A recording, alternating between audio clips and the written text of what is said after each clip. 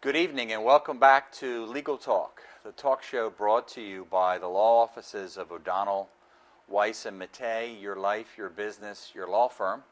We're located in Pottstown at 41 High Street. We're located in Phoenixville at 347 Bridge Street.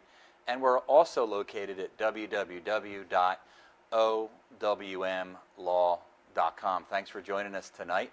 My name's David Megay, and I'm one of the attorneys at the law firm. And tonight I'm joined by Rebecca Hobbs to my immediate left, and then Kathy Martin to Rebecca's left.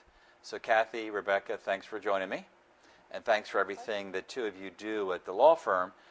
Folks, tonight we're going to talk about, well, tell you what, before we do that, folks, Kathy and Rebecca have the great distinction of not only just being attorneys, but also being certified elder law attorneys, referred to as CELA. CELA. And Kathy, I know I've asked you this before. How do you become a CELA? What does it mean? And then while you're talking, Rebecca, I'm going to ask you when Kathy's done, how many are there? But don't answer me yet. Okay. So, Kathy, what is a CELA? C-E-L-A. A CELA is a certified elder law attorney as done by an organization that is related to NAILA, but not NAILA. NAILA is the National Academy of Elder Law Attorneys. Okay. And for NELF is who's the ones that gives us the test. Okay. In order to qualify to be a CELA, we have to have 5 years experience as an attorney. Okay. 3 years that we have to practice mainly in elder law. Good. And get references from a number of other elder law attorneys, hopefully CELAs, and then take an extremely difficult test. Is that right? So Yes. It's not something that we get back to the office, I could quick send something into the Pennsylvania Supreme Court or Bar Association, and Megay can be a CELA. It's not that easy, huh? No. Not at all. Not at all. Okay. Well, that's a really wonderful distinction. Now, Rebecca, you've had a minute and a half to think. I know. Roughly how many CELAs are there? Do you have any idea? I don't know the exact number, but I do know it's a very slim percentage of the total amount of attorneys in Pennsylvania. So if you look at the number of attorneys in Pennsylvania, the percentage of attorneys that are certified as an elder law attorney, it's a very slim margin. Very slim. And I mean, each year there are 2 times that the exam is administered, so the number goes up slightly, but not a significant amount. Right. I think the last I heard there were maybe 50. Okay. 50 in the whole Commonwealth of Pennsylvania. Right. And as we know, and maybe our viewers know, there's a lot of attorneys in Pennsylvania. So 50 out of a lot is still pretty darn And there's distinctive Right. class. There's about 850 attorneys registered in the elder law section of the PBA, Pennsylvania Bar Association. Okay. So, folks, if you're looking for estate planning, legal advice, and or estate administration legal advice, if you have a family member who needs some elder law advice, nursing home assistance, Medicaid, medical assistance applications, look for a CELA. And when you do, chances are you're going to find Rebecca Hobbs and or Kathy Martin at our office. So please give Kathy and or Rebecca a call for all those needs that we talked about. Now, folks, tonight what we're going to talk about, and Kathy and Rebecca are going to take us through some estate administration issues. So, Kathy, Rebecca, you've done the elder law planning for the client. You've done estate planning for the client and the client's family. And then finally that client dies. Let's call it Uncle Joe. Uncle Joe passes away, and Uncle Joe is survived by a niece and nephew, and the niece is the primary executor, I guess it would be called, right, in the will. What are some of the things the niece should do, other than call you right away, Rebecca? What are some of the things the niece should do here in preparation for what we'll talk about either at the break or right before the break, known as probate? What are some of the first things the niece should do? Yeah, really the first thing, obviously, is the funeral arrangements. So that's going to be the first thing, the first focus of the family. And then once that occurs, the funeral home issues a death certificate. And that really is the first document that you need in order to kind of begin the next process, which we'll get into. Okay. But in that beginning, the funeral arrangements is the primary focus, as well as securing the assets to make sure, and again, depending on the family situation, but securing the assets. So if there's real estate there, making sure that the property is locked, secured, making sure that no one can go in there. And, You mean the house where yeah, Uncle yeah, Joe lived? the house. Okay.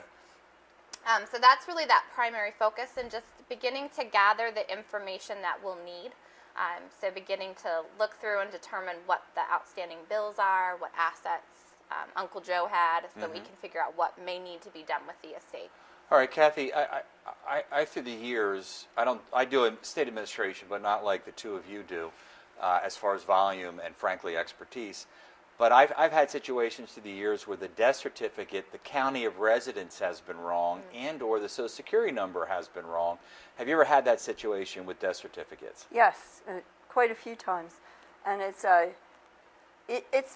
we can fix that. We can fix yeah, right. But it's something you need to be aware of. I've had it happen, actually, shame on me, twice in 32 years, and I didn't realize it until we were in front of the Register of Wills. I know, and that's happened to me also. Okay. But it's one of the first things I check when I look at a death certificate. Good. Because I want to know what county we're Right. going to, first of all.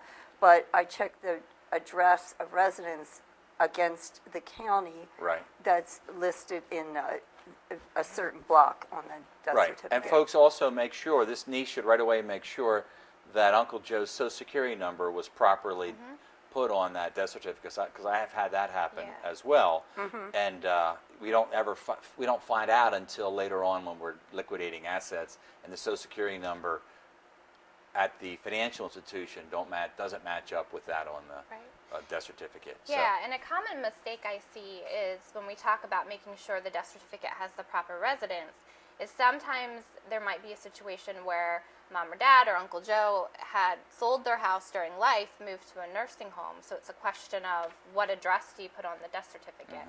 And that comes up. And a lot of times the child will put their home address because that's where the mail has been going. And then that sometimes will create an issue because maybe the home address is in a different county than where the Uncle Joe passed away. And so that's something to make sure that you're putting the address they actually lived in at the time of death, not where the mail was going.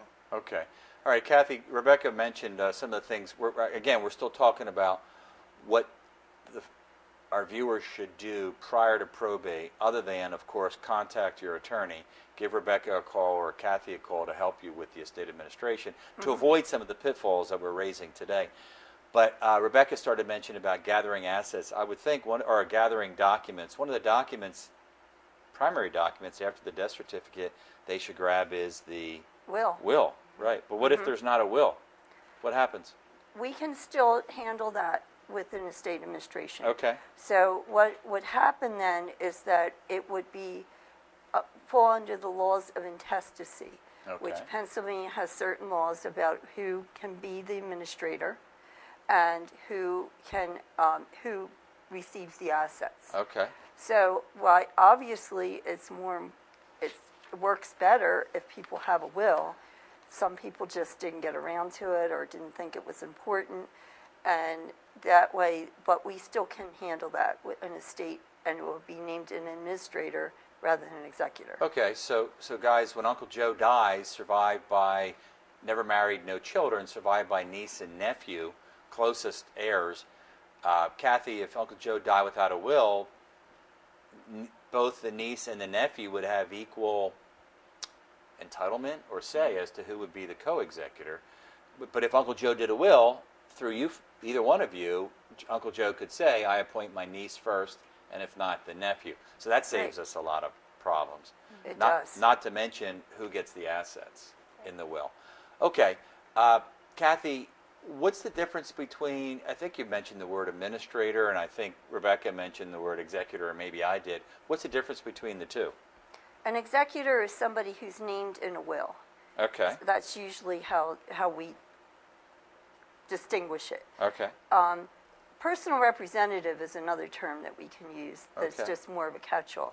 But if we go to probate a will or probate an estate and there's no will, the technical term is that they will be named administrator. Administrator. And if there is a will, the technical name would be?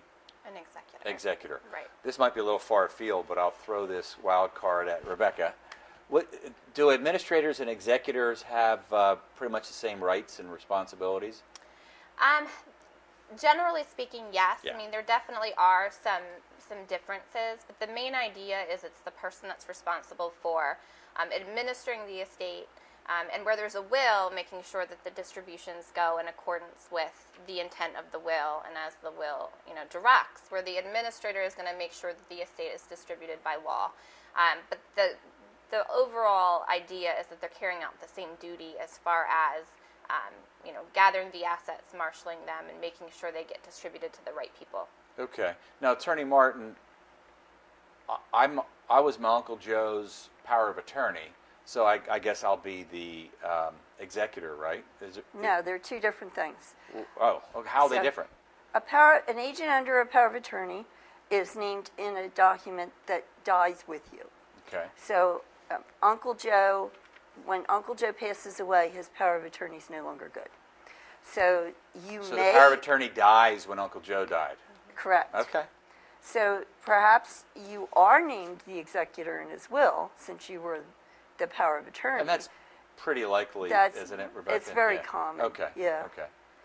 But people think that power of attorney and executor are the same thing, and they're not. And, all right, so if I understand you correctly, if I'm the power of attorney for my uncle, I can act on his behalf up to the moment he dies, then I have to stop.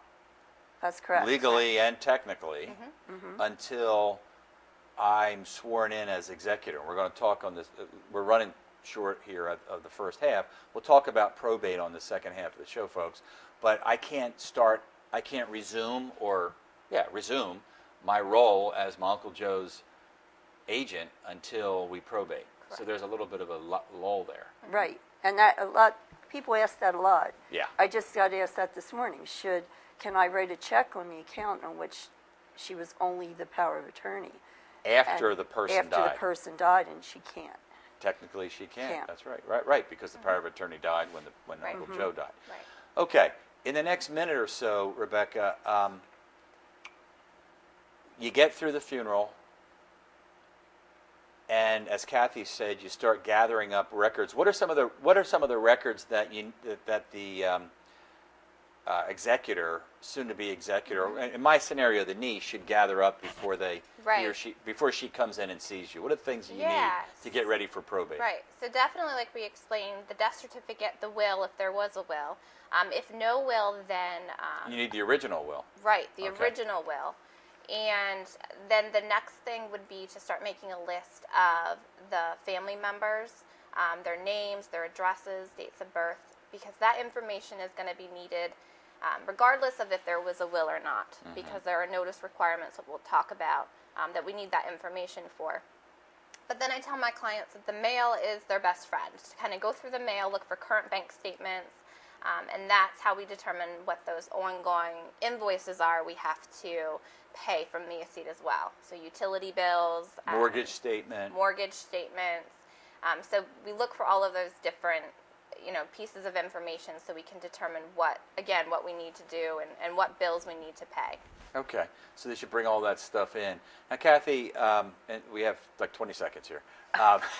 No pressure. No pressure. But don't you want to see that will sooner than later before probate? Because we need to figure out whether the will is self-proving, right? Whether there are two witnesses and Right. whether the witnesses' signatures were notarized. Okay, so folks, you really, as soon as Uncle Joe dies, that niece we gave you some tips, niece, as to what you should do. But one of the first things you should do is contact your attorney, get a hold of Kathy, get a hold of Rebecca, get an appointment scheduled, gather all that information. On the second half of this show, we're going to talk about probate, what it means, how it works, and then what has to be done after probate to administer the estate. So you've been watching Legal Talk, brought to you by the law offices of O'Donnell, Weiss, and Megay.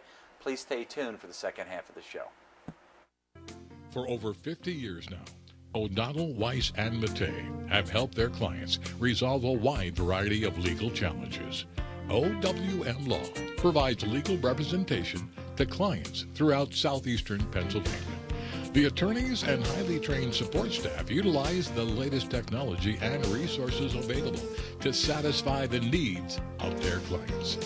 O'Donnell, Weiss, and Megay, delivering the highest level of professional service. Welcome back to Legal Talk, the talk show brought to you by the law offices of O'Donnell, Weiss, and Megay, your life, your business, your law firm. I'm David Megay, one of the attorneys at the office, and I'm joined by two other attorneys at the office, Rebecca Hobbs to my immediate left and Kathy Martin to her left. And folks, if you're just tuning in, tonight we're talking about estate administration and how to probate an estate, how to administer an estate once someone dies. And the first half of the show, we talked about the differences between executors and administrators and the documentation that the person needs to gather before getting to their attorney. And we ended the first half of the show with our leading up to probate. And I'm going to ask Kathy, please explain to our viewers what is probate, what it means, what it looks like, what the procedures are like, etc. Kathy, what is probate? We hear that term all the time. Yes, you do. And it's a scary term for a lot of people. Yeah. Probate literally means to publish. So that's where you register the will in the county where the person died. So, but I learned something. I didn't know that probate literally meant, is it Latin, I guess? I don't know. Yeah, I think so. Latin for to publish. Publish. You probably knew that, Rebecca, but go ahead. All right. Yeah, okay. But what you're actually registering the will. It's Okay. not going to be out on the internet. But it can be public record. Right. So that's what scares some people. So anybody could walk into the courthouse at the county, in particular the Register of Wills office, and look at Uncle Joe's will, who died a month ago. For a fee. Okay. Yeah, they can. And you can pull it up online as well. And I don't think most counties you can't look at the actual document, can you? No. But you can see that an estate was open Right. for Uncle Joe. That's correct. Okay, so it literally So- means to publish. Right. Okay. What does the act of probating look like? What's the procedure look like? It's really very simple. We prepare all the paperwork ahead of time. There's a petition that has to be prepared, and we have the will, death certificate, ID for the named executor.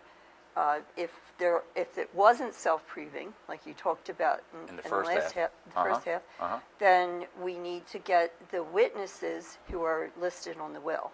We have to get them to sign a form, an oath of subscribing witness. Right. So that's why it's so much easier if you have a self-proving Right. will. What if the witnesses are dead?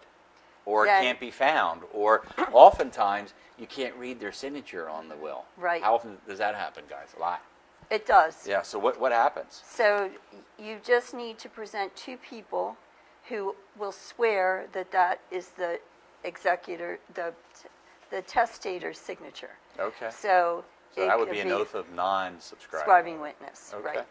And that's usually fairly easy to accomplish too. All these things, Rebecca, can be done by our viewers without an attorney, but it's a nightmare. It is, and I will tell you that. For a layperson. Right. With all due respect, it's not rocket science, but it's if you don't follow the procedures, it's a nightmare. Yeah, there are a lot of little nuances and traps that you can get yourself into trying to administer an estate pro se, and that means without an attorney. And honestly, a lot of people are nervous that if they hire an attorney, that the fee is going to be, a crazy amount of attorney's fees. But one thing to know that the fees is deductible on the inheritance tax return, which we'll talk about. So the estate receives that deduction. So less inheritance tax they have to pay out of pocket. And honestly, I have found that although attorney's fees is a cost for the estate, it ends up saving the client a significant amount of money and headache and time in the long run. So definitely worth meeting with an attorney to see if that's something that you want to move forward with before you would go to probate.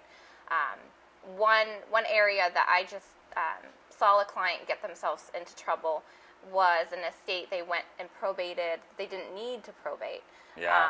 And once you probate an estate, instantly it triggers all these legal requirements that you have to meet. And a lot of those requirements have a cost associated with them, such as advertising the estate.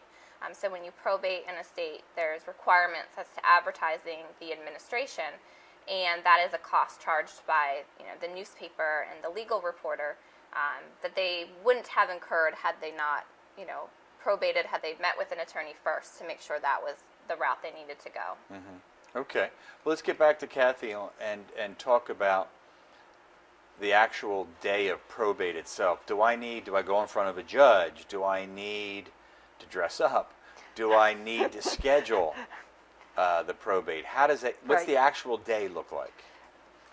I generally probate in Montgomery, Berks, and Chester counties generally. None of them do you meet a judge or even the Register of Wills.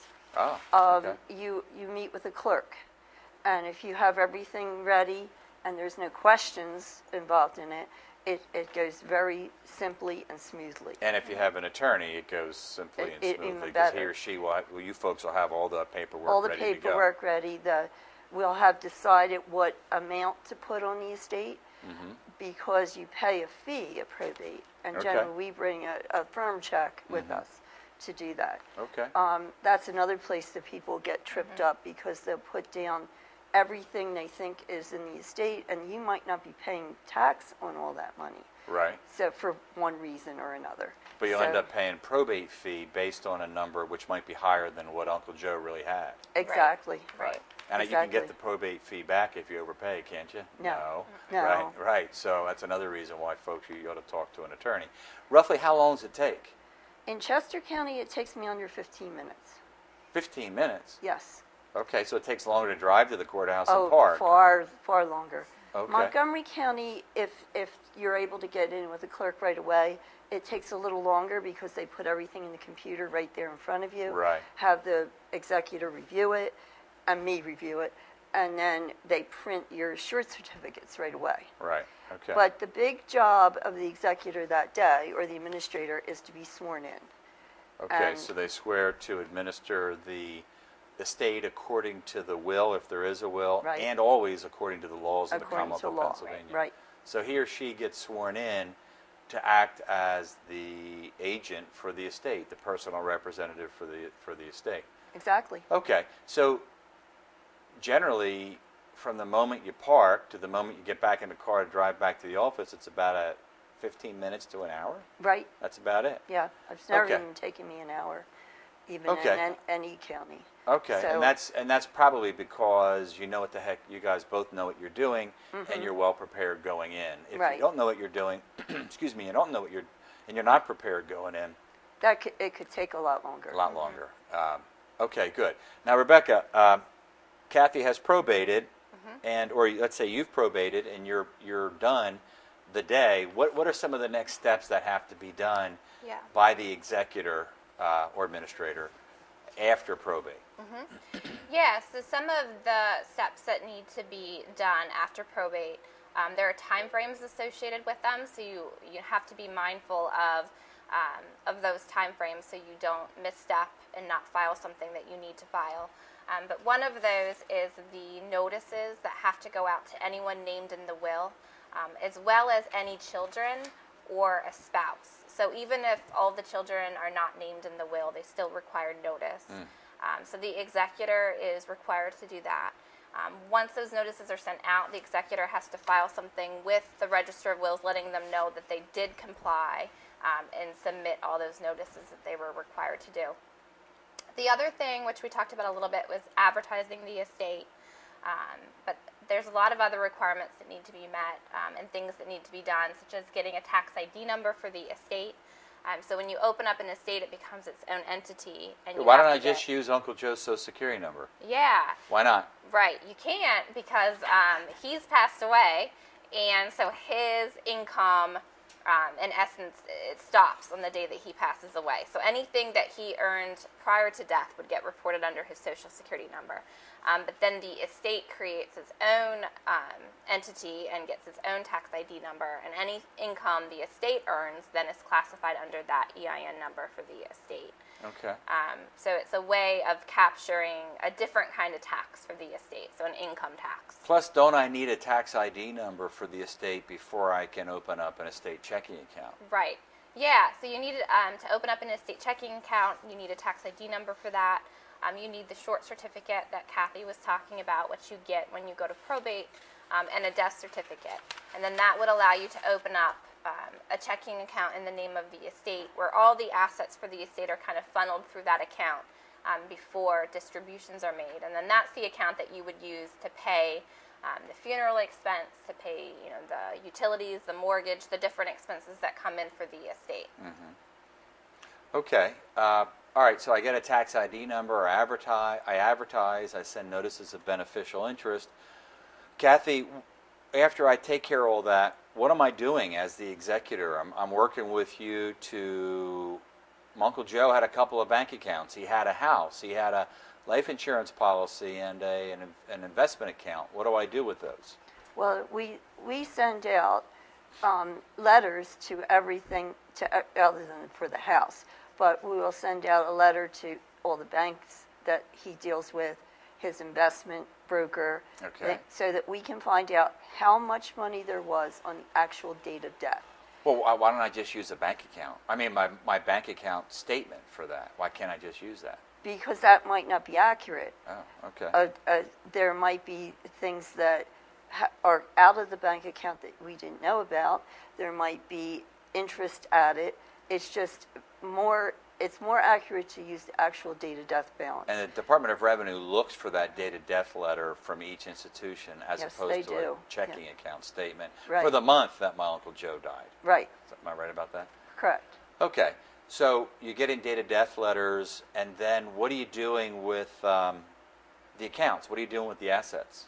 You're liquidating them. Right. We liquidate them depending on what kind of account it is. They might have. Uncle Joe might have had an IRA, which is a retirement account, and it might have had beneficiaries on it, or he might have had life insurance that had beneficiaries on it. So we need to find that out and talk about the tax implications of an IRA.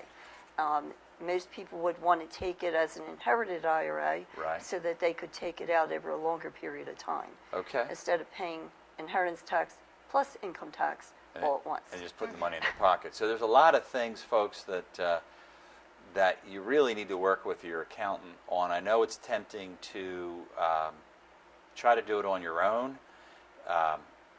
That oftentimes leads to headaches and problems, which could be avoided by utilizing the services of Kathy or Rebecca or however your attorney happens to be. While you guys were talking, I thought of a couple other shows we can do. We don't have enough time. We can talk about all the tax returns that you both mentioned. You mentioned final lifetime income tax return. You mentioned the income to the estate after Uncle Joe died. A return has to be filed for that. And then Kathy, you mentioned inheritance tax as well. Right. So there's a show there. We also didn't talk about when distribution is made to the heirs, but we're running up against and how you do that. And how you do that, right. I had a woman come in once, and she probated. It was her husband's estate, but there was an account that was just in his name. And she said, they gave me the packet, but it's 28 pages long. Yeah. And I'm an intelligent person, but I don't know what to do. Right, right. So So folks, there's a good reason for calling somebody. Folks, you really need to call your attorney, and hopefully you've learned something today. Hopefully you've learned that, but also you've learned the different names and terms that are involved in the administration of an estate. But Kathy Martin, thank you. Rebecca Hobbs, thank you. Both certified elder law attorneys here at O'Donnell, Weiss & Mattei. You've been watching Legal Talk, brought to you by O'Donnell, Weiss & Mattei, your life, your business, your law firm. I'm Dave Megay with the office, and I bid you good night. Thanks for joining.